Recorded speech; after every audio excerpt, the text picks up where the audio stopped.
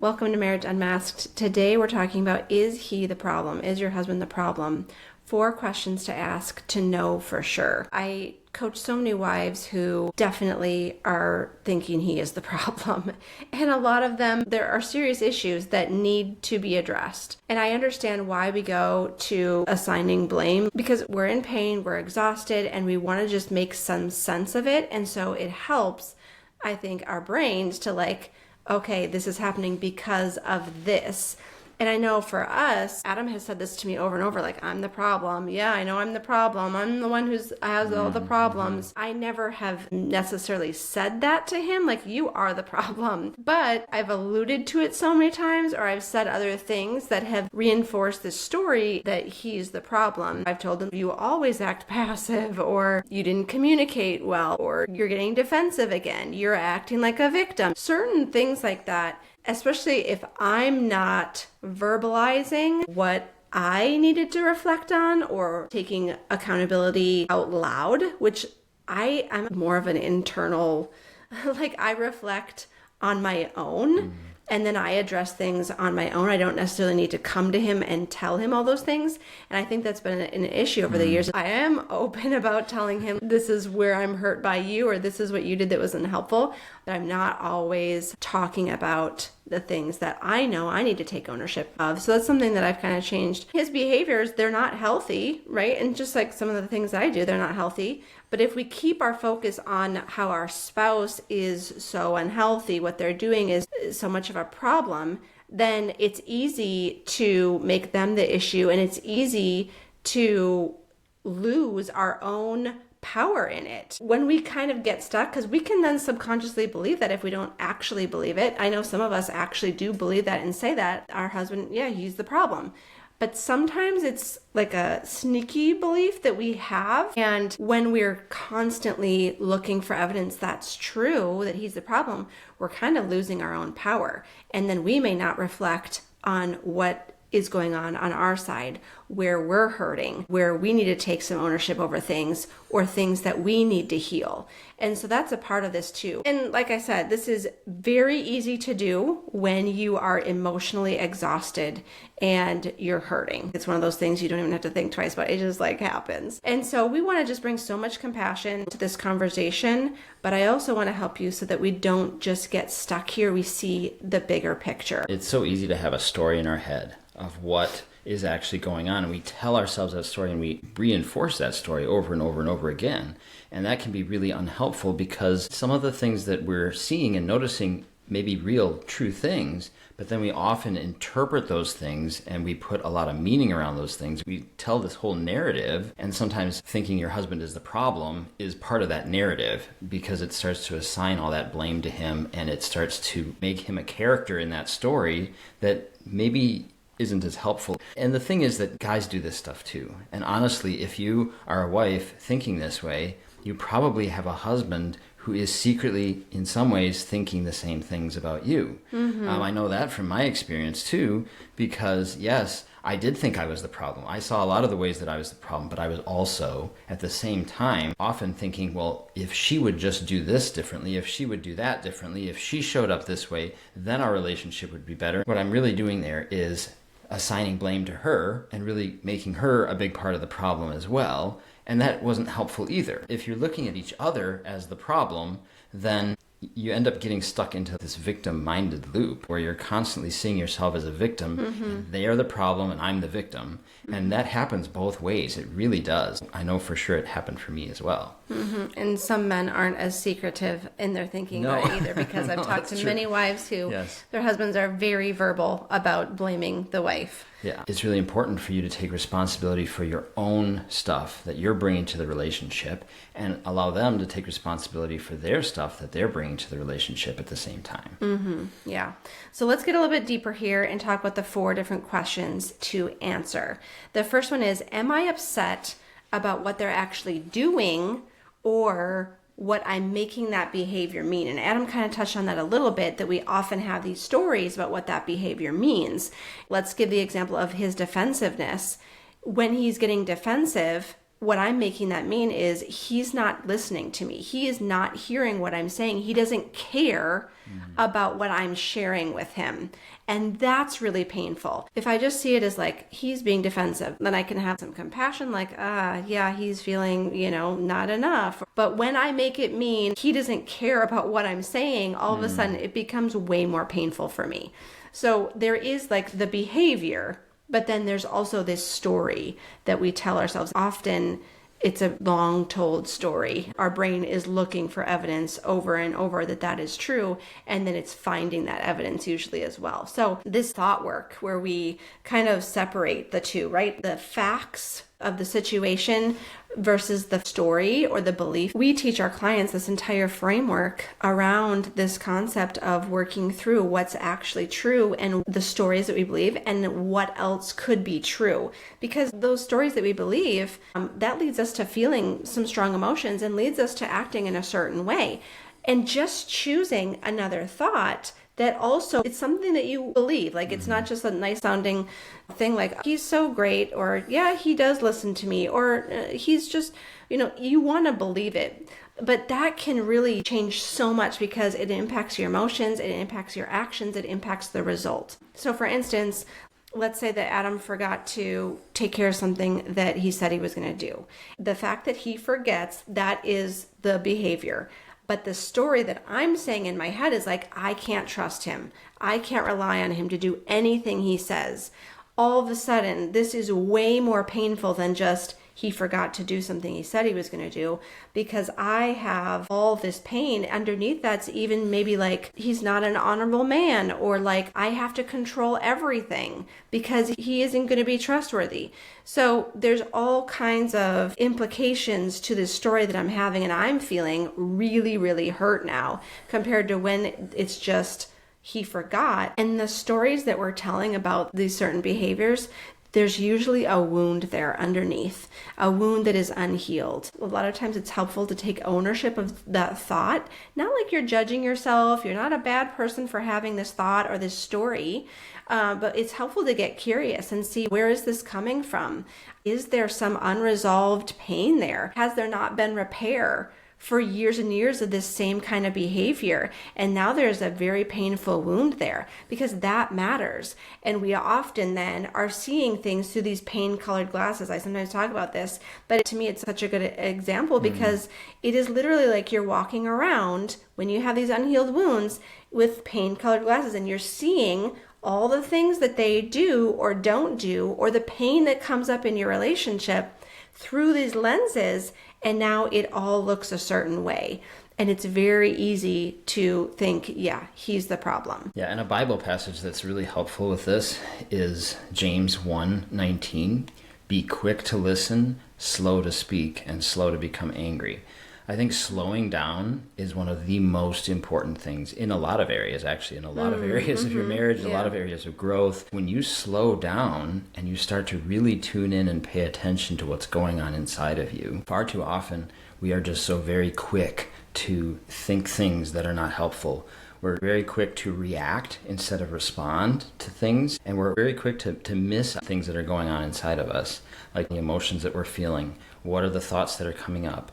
The more that we slow down and really tune in to what's going on the inside of us, the more able we are to actually have a wise response to these things and to understand it from a different perspective. We can't do that if we're constantly just rushing to the reaction and we're letting ourselves just go with whatever narrative is just like in our head. It's good to understand what is going on under the surface here. We might feel some anger, but underneath that anger could be something much deeper. It could be a long-standing fear that we've had. Anger is oftentimes more of a surface level emotion. It's usually hiding something, several different things even, that are underneath that anger that need to come out. The same is true of resentment. We could have resentment that's coming up, but it could be hiding grief, that we're feeling really sad about the situation. The more you can tune into what's going on and what is coming up for you, the more information you have to really process this, to understand it and to choose a wiser way of handling it and communicating it with your spouse. And it's good to pay attention to the intensity too. Sometimes the intensity of your reaction is giving you some really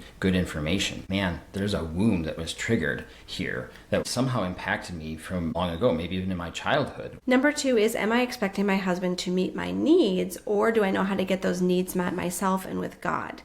And this is something that I recognized in myself from the beginning of our marriage, and it was making it really painful. And I was blaming Adam so much. I didn't even really know what my needs were. I didn't even really understand core needs or a lot of that I was feeling and missing, and I was somehow expecting Adam to know them and meet them. It's perfectly fine to desire your husband or your wife to meet your needs, but to be looking to them to be your source and for them to meet all of your needs perfectly, that's just never going to happen.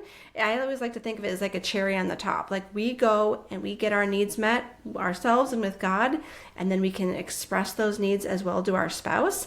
And if they meet those needs, fantastic. And that can be kind of nuanced, but I think a lot of times as wives, we go to our husbands and we want them to be the one who regulates our emotions. Make me feel better. Like, I don't want to feel like this.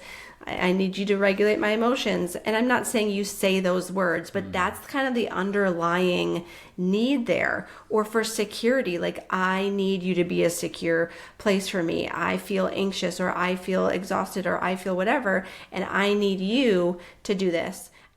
Maybe to perfectly understand you. Like I was kind of thinking at the beginning, I didn't even really understand myself, but I expected him to understand what I needed and to meet those needs. Our husbands or wives can never fill this place that only God can fill, and he does it so beautifully.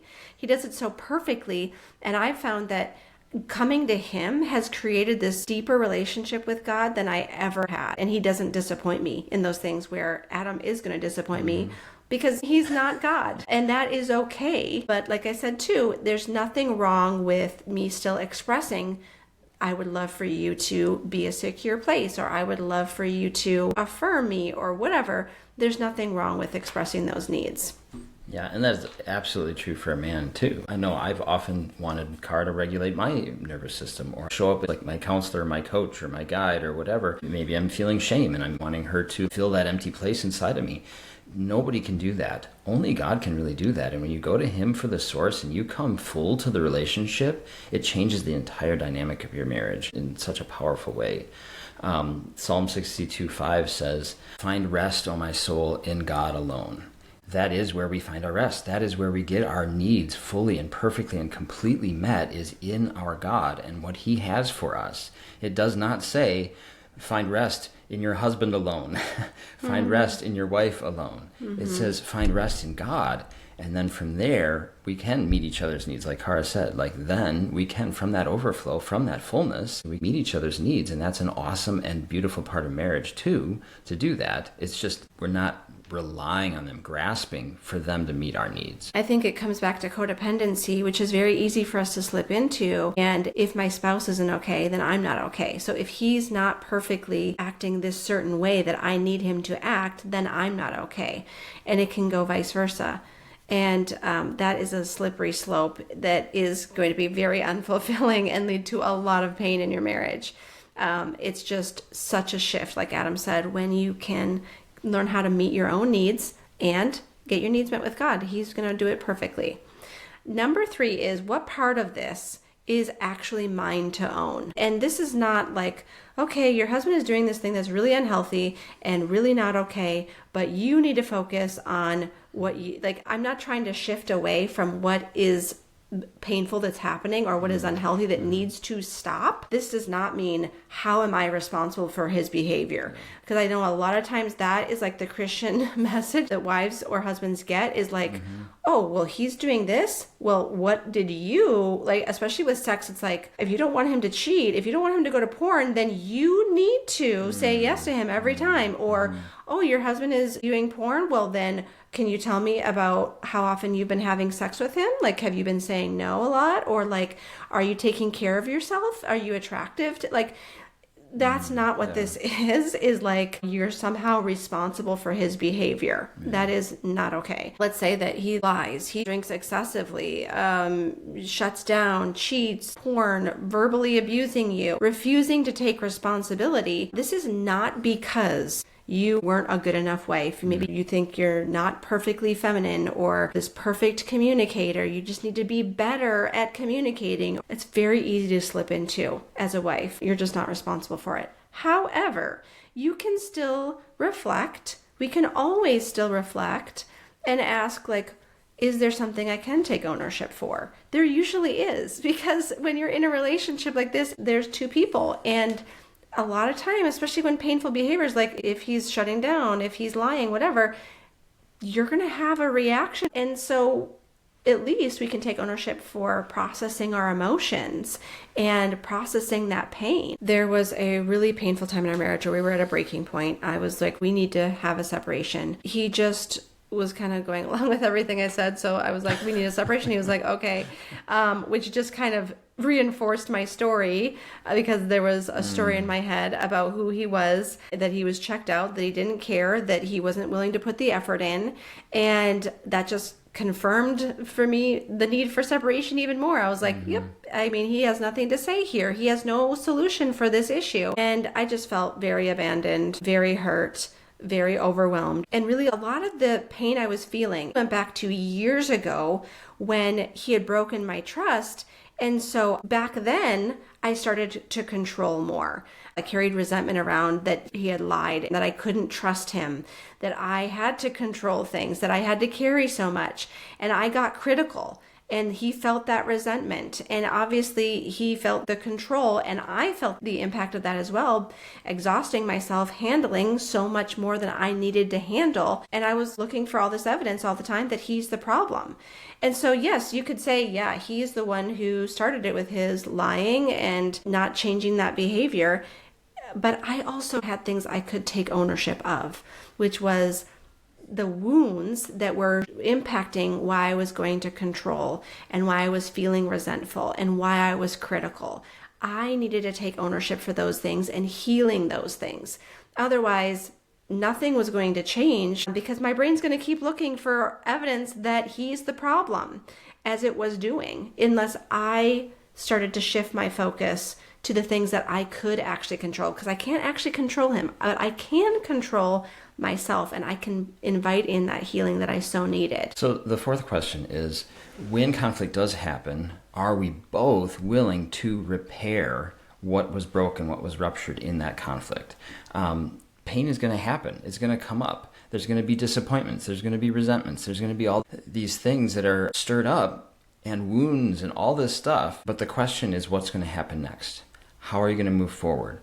Are you going to move together? Are you going to be closer? Or are you going to let these things completely separate you and tear you apart further and further?